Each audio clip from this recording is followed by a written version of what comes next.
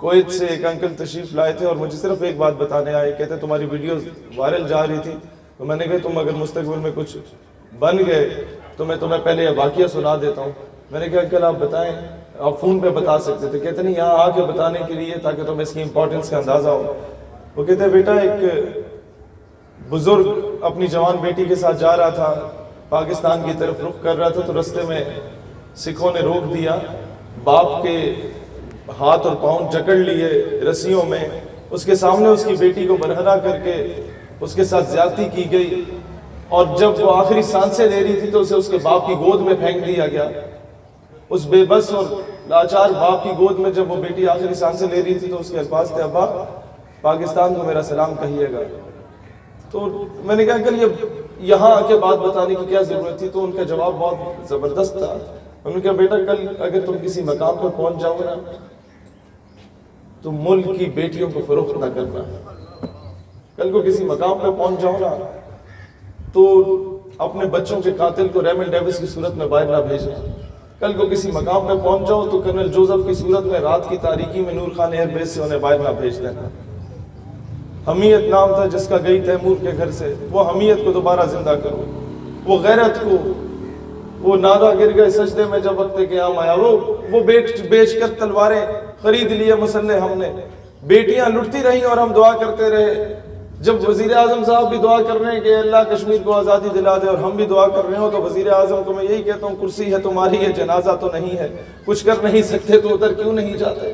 اللہ وطن کو جو میرے لوٹ رہے ہیں یہ دیش کے غدار ہیں، مر کیوں نہیں جاتے؟ زندہ رود میں جاوید اقبال اپنے والد حضرت علامہ محمد اقبال رحمۃ اللہ علیہ کے بارے میں لکھتے ہیں، کشمیر سے ایک پیرزادے تشریف لاتے ہیں اور حضرت اقبال کو دیکھ کے دھاڑے مار کے رونے لگتے ہیں، تو وہ جیب سے کچھ پیسے نکال کے دینا چاہتے ہیں کہ شاید یہ ضرورت مند ہے، لیکن اقبال کہتے ہیں کہ شاید تم ضرورت مند ہو۔ وہ کہتے ہیں نہیں میں ضرورت مند نہیں ہوں، اپنے خواب کی تعبیر پہ رو رہا ہوں کہ آپ تو وہی ہیں جن نے میں نے خواب میں دیکھا۔ کہتے ہیں کیا خواب دیکھا تھا؟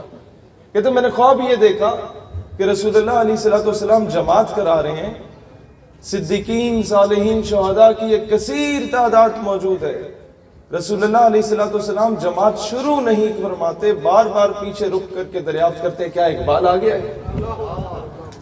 یہ مقام ہے ہمارے لیڈرز کا۔ ہم نے انہیں ایک شاعر مشرق کی حد تک محدود کر کے رکھ دیا۔ ہم نے قائد اعظم محمد علی جناح رحمۃ اللہ علیہ کو، جن کو بیداری کی صورت میں رسول اللہ علیہ السلام کی بشارت نصیب ہوئی اور آپ نے حکم فرمایا کہ اب تمہیں برصغیر کی ضرورت ہے، برصغیر کو ضرورت ہے کہ تم جاؤ وہاں پر ایک علیحدہ ریاست کی بات کرو۔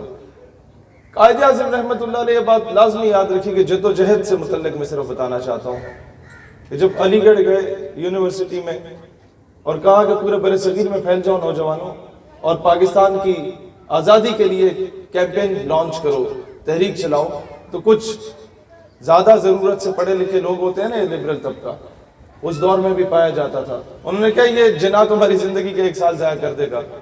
تو ان جوانوں کا جواب تھا کہ ہم جانتے ہیں کہ تحریک پاکستان کے لیے نکلے تو شاید ہماری زندگی کے 1 سال ضائع ہو جائے، لیکن اگر آج ہم میدان عمل میں نہ آئیں تو شاید امت کی صدیاں ضائع ہو جائیں گی۔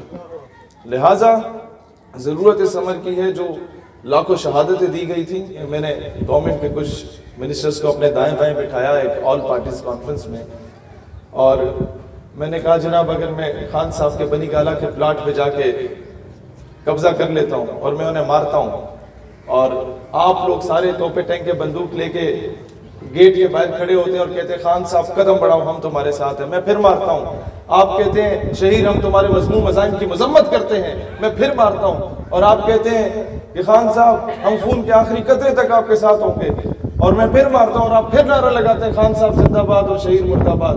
تو ایک وقت ہوگا کہ خان صاحب کہیں گے شہید رکو، اور آپ کو گالی دے کے کہیں گے کہ میرے ساتھ مذاق نہ کرو۔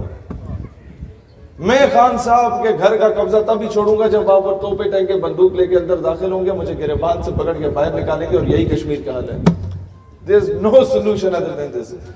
دوسرا، چیئرمین کشمیر کمیٹی موجود تھے تو میں نے ان کی موجودگی میں ایک بات کی، میں نے کہا کہ پنڈ کا چودھری، انہوں نے بریفنگ دیتے ہوئے نوجوانوں کو بتایا کہ امریکن پارلیمنٹ میں ذکر ہوا کہ کشمیر میں مسائل پیدا ہیں تو یہ ہماری بڑی ڈپلومیٹک فتح ہے۔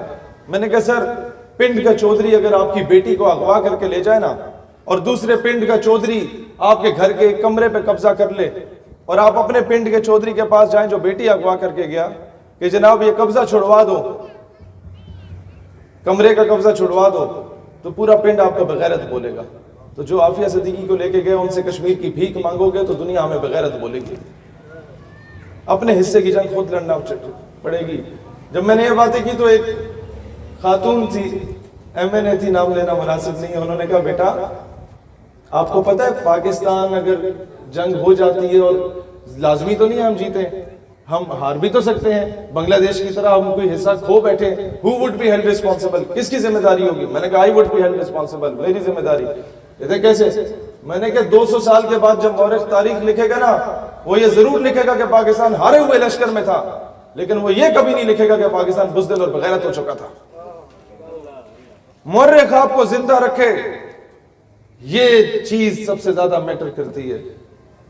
نہیں تو میں نے ہمیشہ ایک بات کی، جب ہمیں کہا گیا کہ کشمیر میں میدان کربلا برپا ہے، میں نے ان سے کہا جناب علی رک جائیے، کیا مطلب میدان کربلا؟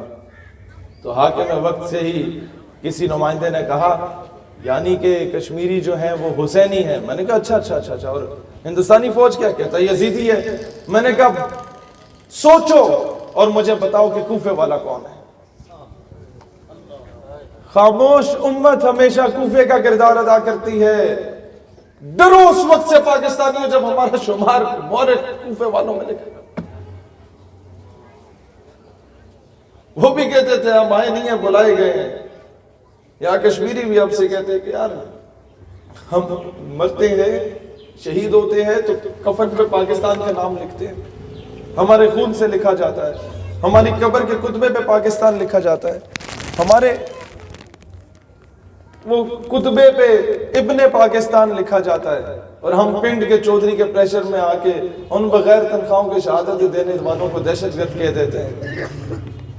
یاد رکھنا یہ جو تیر کل عراق میں برسے، کشمیر میں برسے، وزیرستان میں برسے، جو لبنان میں برسے، جو سیریا میں برسے، جو برما میں برسے، ان کا رخ کراچی کی طرف بھی ہو سکتا ہے، ان کا رخ اسلام آباد کی طرف بھی ہو سکتا ہے، پیچھے ہم ہی رہ گئے۔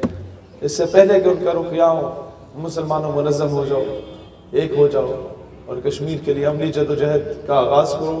یقین کریں اس 14 اگست پہ اور کل کی 13 اگست پہ 8-10 فنکشن ہم نے اٹینڈ کیے، تقریریں تو میں نے کی، لیکن میرے اندر وہ جذبات نہیں آ رہے تھے، خدا کی قسم وہ مزہ نہیں آ رہا تھا کہ میں کراچی میں آؤں اور جشن آزادی مناؤں۔ کس منہ سے مناؤں جب اس کراچی کی بیٹی ابھی تک امریکہ کے پاس موجود ہے؟ جشن آزادی تب منایا جائے گا جب انشاءاللہ سری نگر کے لال چوک میں قومی پرچم ہمارے ملک کا اس دور کا وزیر اعظم لہرائے گا انشاءاللہ۔ جشن آزادی تب منایا جائے گا جب آسام، جوناگڑھ، حیدرآباد، دکن اور تلنگانہ میں پاکستانی پرچم لہرایا جائے گا انشاءاللہ تعالی، اور وہ دن دور نہیں ہے انشاءاللہ۔ اپنا کردار ادا کریں۔ علامہ اقبال رحمۃ اللہ علیہ سے لوگوں نے پوچھا سلطنت عثمانیہ ٹوٹ گئی اب کیا ہوگا؟ انہوں نے کہا کچھ نہیں، عثمانیوں پہ کوہ غم ٹوٹا تو کیا غم ہے؟ خون 100,000 انجم سے ہوتی ہے، سر پیدا صبح ہونے سے پہلے لاکھوں ستاروں کو قتل کیا جاتا ہے، تب جا کے فتح کا سورج طلوع ہوتا ہے، اور وہ دن دور نہیں کہ سمجھے گا زمانہ تیری آنکھوں کے اشارے، دیکھیں گے تجھے دور سے گردوں کے